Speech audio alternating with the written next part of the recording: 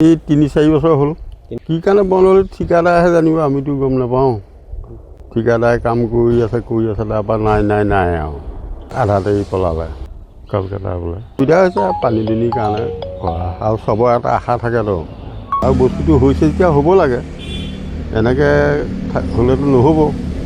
গতিকে ঠিকাদাৰৰ ওপৰত চৰকাৰে কি সিদ্ধান্ত লয়, চৰকাৰে কথাটোৰ ওপৰত গুৰুত্ব দিবৰ কাৰণে মই অনুৰোধ জনালোঁ।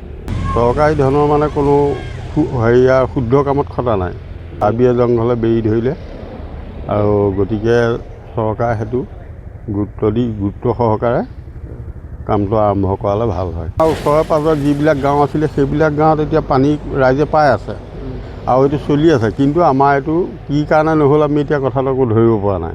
ঠিকাদাৰে আধাতে কাম এৰি গুচি গ'ল। চৰকাৰক আহ্বান জনাইছোঁ, চৰকাৰে গুৰুত্ব সহকাৰে যদি কামটো আৰম্ভ কৰি ৰাইজে পানী খাবৰ কাৰণে সুবিধা কৰি দিয়ে, সেইটোৱে চৰকাৰৰ কাৰণে আহ্বান থাকিলে আৰু।